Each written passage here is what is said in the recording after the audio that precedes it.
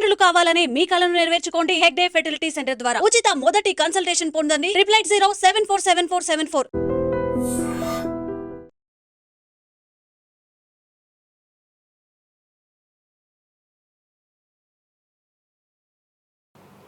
మేషరాశికి ఎవరైతే 1995 నుండి 2003 మధ్యన జన్మించి ఉన్నారో వాళ్ళందరికీ ఈ సంవత్సరము రెండవసారి ఏలినాటి శని ప్రారంభమవుతూ ఉంది. సో రెండవసారి ఏలినాటి శని అనేది చాలా డేంజరు. సో న్యాయపరమైన చిక్కులు, ఆర్థికపరమైన చిక్కులు, సమాజంలో చెడ్డ పేరు, అనారోగ్య సమస్యలు, అలాగే ఆర్థిక అస్తవ్యస్తము, అంటే సరి అయినటువంటి నిర్ణయాలు తీసుకోకుండా ల్యాండ్ కొన్నా, ప్లాట్లు కొన్నా, ఫ్లాట్లు కొన్నా, ఇండ్లు కొన్నా లిటిగేషన్ అయ్యే అవకాశము, పెట్టుబడిలో విపరీతమైన ధన నష్టము, అలాగే తల్లిదండ్రులలో ఒకరికి ప్రాణగండాలు. సో ఇవన్నీ, అలాగే వీసాలు రిజెక్ట్ అవ్వడము, H1B వీసాలు క్యాన్సిల్ అవ్వడము, ఇండియాకు రావడం వేరే దేశం నుండి, ఉద్యోగం కోల్పోవడము, అలాగే ఆర్థిక నష్టము, ఇవన్నీ కూడా కనిపిస్తూ ఉన్నాయి ఈ సంవత్సరం మేషరాశి వారికి. మరి ఏం చేయాలా అంటే నలుపు రంగు దుస్తులకు దూరంగా ఉండాలి. తిరునల్లార్ శనీశ్వర ఆలయంలో ప్రత్యేకమైన శని పూజ నిర్వహించుకోవడం ద్వారా సమస్యల నుండి బయటపడేటువంటి అవకాశాలు 100% ఉన్నాయి. నెక్స్ట్ వృషభ రాశి. ఈ సంవత్సరం 100% అనుకూలంగా ఉన్నటువంటి రాశి వృషభ రాశి. పట్టిందల్లా బంగారంగా ఉంటుంది. ఏది చేసినా సక్సెస్ కనిపిస్తుంది. గత 5 సంవత్సరాల నుండి పడుతున్నటువంటి కష్టాలన్నీ తొలగిపోతాయి. సో ఆర్థికంగా విపరీతంగా ఉంటుంది. వ్యాపారంలో రూపాయికి 10 రూపాయల లాభం వస్తుంది. ఉద్యోగస్తులకు ట్రాన్స్ఫర్స్ ఉంటాయి, ప్రమోషన్లు ఉంటాయి. ప్రభుత్వ ఉద్యోగస్తులకు మ్యూచువల్ కింద భార్యాభర్తలు ఒకే ప్రదేశానికి వచ్చేటువంటి అవకాశాలు కనిపిస్తూ ఉన్నాయి. విద్యార్థులకు ఉత్తీర్ణత శాతం ఉంటుంది. అలాగే కోరుకున్నటువంటి యూనివర్సిటీలో ప్లేస్మెంట్స్ దొరుకుతాయి. అలాగే విదేశీ వీసాలు అప్రూవ్ అవుతాయి. రైతులకు 2 పంటలు అనుకూలంగా ఉంటాయి. కళాకారులకు మంచి కార్యక్రమాలు వస్తాయి. విదేశాల్లో కార్యక్రమాలు నిర్వహిస్తారు కళాకారులు. సో ఏ రకంగా తీసుకున్నా వృషభ రాశి వారికి అనుకూలమైన ఫలితాలు ఉన్నాయి. ఎటువంటి రెమెడీస్ అవసరం లేదు. నెక్స్ట్ మిథున రాశి. సో వ్యయగురువు నుండి జన్మగురువులోకి మారుతున్నటువంటి గురువు వల్ల విపరీత రాజయోగం అనేటువంటిది మిథున రాశి వారికి గోచరిస్తూ ఉంది. సో మిథున రాశి వారికి ఈ సంవత్సరం పట్టిందల్లా బంగారంగా ఉంటుంది. ఇంతకుముందు చెప్పినట్టుగా ఈ రాశికి కూడా 100% అనుకూలంగా ఉంది.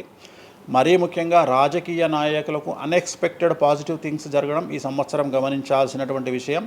అవివాహితులకు వివాహయోగ సూచనలు, సంతానం లేని వారికి సంతాన యోగము, ఉద్యోగం లేని వారికి ఉద్యోగము, ట్రాన్స్ఫర్స్ కోరుకునే వారికి ట్రాన్స్ఫర్స్, అలాగే అన్ని రంగాల్లో పనిచేసేటువంటి వారికి, ప్రభుత్వ ప్రైవేటు ఉద్యోగాల్లో ఉండేవారికి పాజిటివ్ థింగ్స్, ప్రమోషన్లు, ట్రాన్స్ఫర్స్, వ్యాపారస్తులకు అనుకూలతలు, ఇవన్నీ కూడా కనిపిస్తూ ఉన్నాయి. స్త్రీలకు మరీ ముఖ్యంగా అనుకూలంగా ఉండబోతూ ఉంది. సో మిథున రాశి వారికి ఎటువంటి సమస్యలు ఈ సంవత్సరం లేవు. సో నెక్స్ట్ వచ్చే రాశి కర్కాటక రాశి. సో కర్కాటక రాశి వారికి సంబంధించి 100కు 90% అనుకూలమైనటువంటి ఫలితాలు ఉన్నాయి. 10% సమస్య ఏమిటి అంటే మే 9, 2025 నాడు గురువు వ్యయంలోకి వస్తూ ఉన్నాడు. మిథున రాశి ప్రవేశం అనేటువంటిది గురువు వ్యయంలోకి వస్తూ ఉన్నాడు. అది ఒక్కటే ఒక సమస్య కనిపిస్తూ ఉంది. సో 90% చాలా అనుకూలంగా ఉండబోతూ ఉంది. అష్టమ శని వెళ్ళిపోతుంది. 9వ ఇంట్లోకి శని భాగ్యస్థానంలోకి వస్తున్నాడు. సో అనుకూలమైనటువంటి ఫలితాలు ఉన్నప్పటికీ ఎవరైతే కర్కాటక రాశి జాతకులు 60 సంవత్సరాలు దాటి ఉంటారో వాళ్లకు సమస్యలు అనేటువంటివి, ఆరోగ్యపరమైన ఇబ్బందులు అనేటువంటివి కనిపిస్తున్నాయి. అలాగే తొందరపాటు నడక వల్ల, అంటే మెట్లు ఎక్కేటప్పుడు, దిగేటప్పుడు, నీరు ఉన్న దగ్గర నడిచేటప్పుడు జాగ్రత్తలు తీసుకోండి. ఎందుకంటే గురువు వ్యయం వల్ల కింద పడి కాళ్ళు చేతులు విరగొట్టుకునే అవకాశం ఉంది కర్కాటక రాశి వారికి. మరి రెమెడీ ఏమిటి అంటే ప్రతి గురువారం నాడు లెమన్ ఎల్లో షర్ట్ ధరించడం మగవాళ్ళైతే, ఆడవాళ్ళైతే లెమన్ ఎల్లో డ్రెస్సును ధరించడం వల్ల కర్కాటక రాశి వారు సమస్యల నుండి బయటపడతారు. నెక్స్ట్ సింహరాశి. సో సింహరాశి జాతకులకు అష్టమ శని ప్రారంభమవుతూ ఉంది. ఖచ్చితంగా అన్ని రంగాల వారికి, చిత్ర పరిశ్రమ వారికి, టీవీ రంగం వారికి, మీడియా రంగం వారికి, రాజకీయ నాయకులకు, వ్యాపారస్తులకు, అన్ని వర్గాల వారికి సమస్యలు ఉంటాయి. న్యాయ వ్యవస్థ పరంగా న్యాయపరమైన చిక్కులుంటాయి. సంచలనాలు నమోదవుతాయి. మీడియాకి ఎక్కే అవకాశం ఉంది. సమాజంలో చెడ్డ పేరు, తల్లి తండ్రి లేదా భార్య భర్త తరపున ఎవరికైనా ఒకళ్లకు ఆరోగ్యపరమైన ఇబ్బందులు ఏర్పడే అవకాశం ఉంది. కాబట్టి ఖచ్చితంగా ధన నష్టం ఏర్పడుతుంది. అప్పులు చేయాల్సినటువంటి పరిస్థితి గోచరిస్తూ ఉంది సింహరాశి వారికి. మరి రెమెడీ ఏమిటి అంటే తిరునల్లార్ శనీశ్వర ఆలయంలో ప్రత్యేకమైన శని పూజ నిర్వహించుకోవడం ద్వారా సమస్యల నుండి బయటపడేటువంటి అవకాశాలు కనిపిస్తూ ఉన్నాయి. సో నెక్స్ట్ వచ్చిన రాశి కన్యా రాశి. సో కన్యా రాశి వారికి 6వ ఇంట్లో నుండి శని వెళ్ళిపోతూ ఉన్నాడు. ప్రజెంట్ శని 7వ స్థానంలోకి వస్తూ ఉన్నాడు. సో చాలా అనుకూలమైనటువంటి ఫలితాలు ఉంటాయి. నూతన పదవి, నూతన ఉద్యోగంలో ప్రమోషన్లు, కోరుకున్న చోటకి బదిలీలు, వ్యాపారంలో అన్ని రూపాయలకు ఎక్కువగా సంపాదించడము, స్త్రీలకు కోరుకున్న దానికంటే ఎక్కువ ధనం రావడము, భార్యాభర్తల మధ్య అన్యోన్యత, విద్యార్థులకు ఉత్తీర్ణత శాతం పెరగడము, అలాగే విద్యార్థులకు వీసాలు ఏర్పడము, కోరుకున్న ప్లేస్మెంట్స్ దొరకడము, రైతులకు 2 పంటలు అధిక దిగుబడి రావడము, ఇవన్నీ కూడా కన్యా రాశి వారికి కనిపిస్తున్నాయి. రెమెడీస్ అవసరం లేదు, ఈ సంవత్సరం చాలా బాగుంది. నెక్స్ట్ తులారాశి. సో ఈ అన్ని రాశుల్లోకి అతి డేంజర్ రాశి, సమస్యల బారిన పడే రాశి తులారాశి.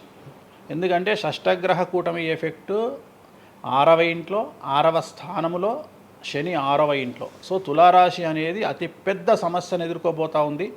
తులారాశి వారికి ఆర్థికంగా విపరీతమైనటువంటి రాబడి ఈ సంవత్సరం ఉంటుంది. డబ్బు మినహా అన్ని రకాలుగా మీకు సమస్యలు ఉంటాయి. డబ్బు కోరుకున్న దానికంటే ఎక్కువగా వస్తుంది, కానీ న్యాయపరంగా, ఆర్థికపరంగా, సామాజికంగా తప్పుడు నిర్ణయాలు లేదా తప్పుడు సమస్యలు లేదా సమాజంలో చెడ్డ పేరు, సంఘంలో చెడ్డ పేరు, ఆరోగ్యపరమైన ఇబ్బందులు, న్యాయపరమైన చిక్కులు. సో తులారాశి వారికి ఏ విధంగా తీసుకున్నా ఒక్క డబ్బు మినహా మిగతావన్నీ సమస్యలే. డబ్బు రాబడి మాత్రమే గొప్పగా కనిపిస్తూ ఉంది, అన్ని సమస్యలే కనిపిస్తూ ఉన్నాయి. తిరునల్లార్ శనీశ్వర ఆలయంలో ప్రత్యేకమైన శని పూజ నిర్వహించుకోవడం ద్వారా సమస్యల నుండి బయటపడతారు. సో నెక్స్ట్ వృశ్చిక రాశి. సో వృశ్చిక రాశి వారికి అర్ధాష్టమ శని వెళ్ళిపోతూ ఉంది. సో చాలా అనుకూలంగా ఉంటుంది. కళాకారులకు, సినిమా స్టార్స్కు, టీవీ వాళ్లకు, మీడియా వాళ్లకు చాలా అనుకూలంగా ఉండబోతూ ఉంది.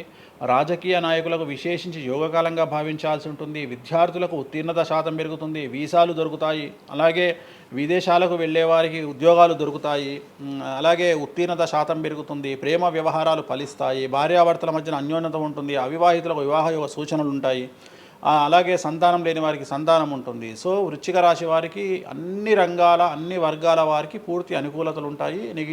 రెమెడీస్ ఏమీ లేవు, నెగిటివ్స్ ఏమీ లేవు. సో నెక్స్ట్ ధనుస్సు రాశి. ధనుస్సు రాశి వారికి ఈ నెల మార్చి 30 ఉగాది నుండి అర్ధాష్టమ శని ప్రారంభమవుతూ ఉంది.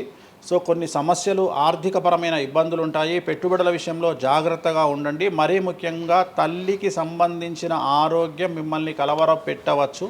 సో తల్లిగారి ఆరోగ్యం పట్ల జాగ్రత్తలు తీసుకోండి. అలాగే పెట్టుబడుల విషయంలో జాగ్రత్తలు తీసుకోండి.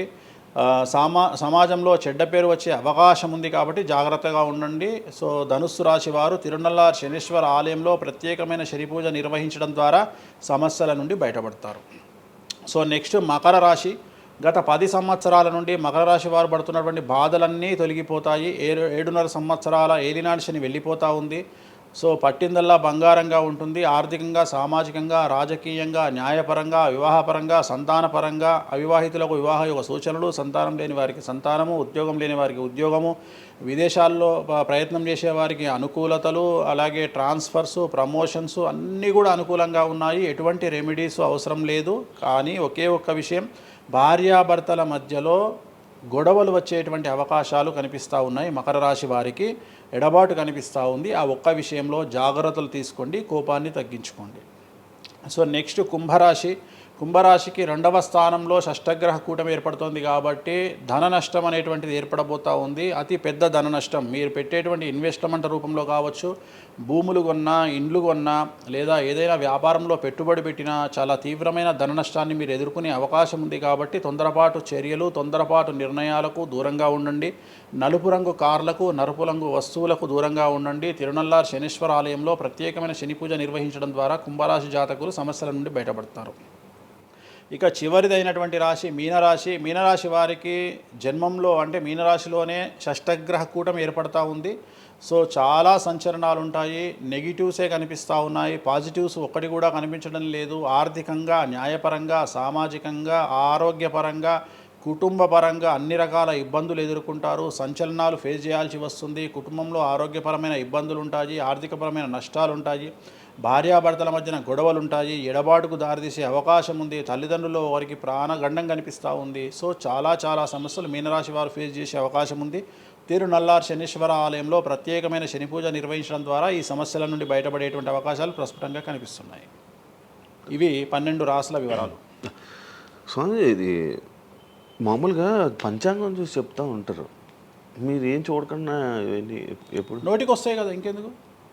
ఆ, ఎవరెవరు ఎక్కడున్నారో నాకు తెలుసు కదా. అచ్చా. శని కుంభంలో ఉన్నాడు, మీనంలోకి వస్తున్నాడు ఈ నెల 30. ఆ, ప్రజెంట్ వృషభంలో గురువు ఉన్నాడు, మే 9కి మిథునంలోకి వస్తున్నాడు. ఆ. Practice makes perfect. రోజు ఒక్క జాతకం రాయడానికి రోజు 100 జాతకాలు రాయడానికి చాలా తేడా ఉంటుంది కదా. చూసి ఉన్నాం కదా, పెద్ద అవసరం లేదు. టైం లేకుండా జాతకం చెప్పేవాడిని ఇండియాలో నేను ఒక్కడే. పుట్టిన టైం లేకుండా జాతకాన్ని చెప్పేవాడిని నేను ఒక్కడే. నాకు టైంతో పని లేదు, డేట్ ఆఫ్ బర్త్ ఇస్తే చాలు. నాకు చెప్తారా? డేట్ ఆఫ్ బర్త్ ఇస్తే చాలు.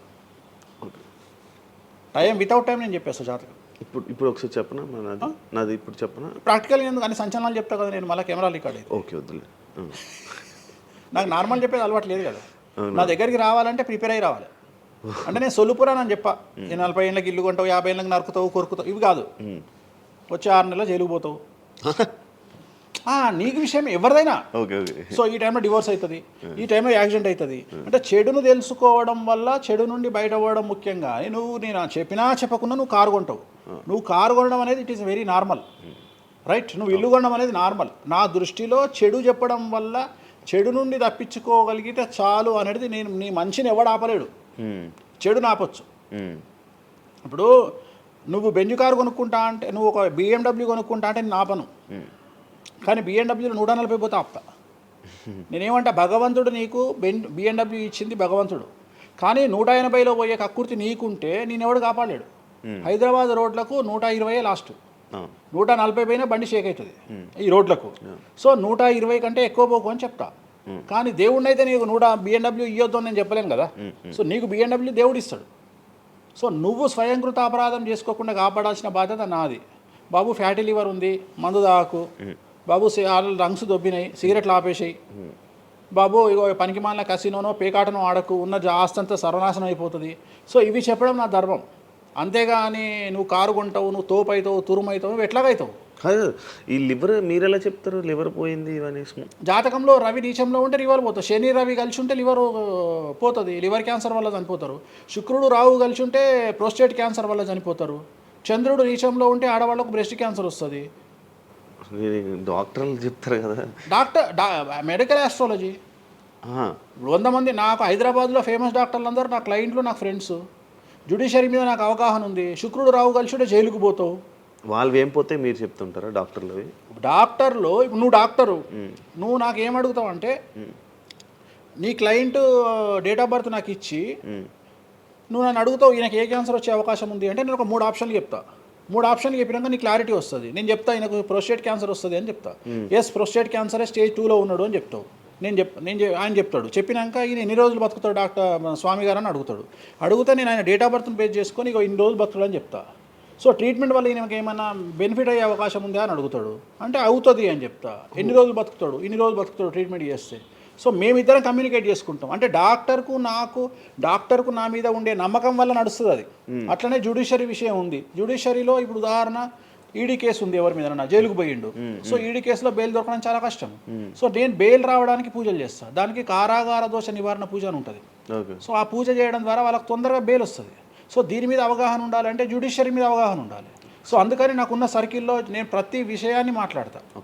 నాకు ఏం అలవాటు, రైతుతో మాట్లాడతా. రైతు సబ్జెక్టు జుడిషియరీ జడ్జి కనిపిస్తే జడ్జితో జుడిషియరీ సబ్జెక్టు మాట్లాడతా. ఏసీపీ కనిపిస్తే ఆయనతో లీగల్ సబ్జెక్టులు మాట్లాడతా. డాక్టర్ కనిపిస్తే గైనకాలజిస్ట్తో గైనకాలజీ మాట్లాడతా. ఇప్పుడు ఉదాహరణ, నువ్వు ఇంత మాట్లాడుతున్నావు, నీకు అమ్మాయిల గురించి అవగాహన లేదు, అమ్మాయిల నెలసరి మీద నీకు అవగాహన లేదు.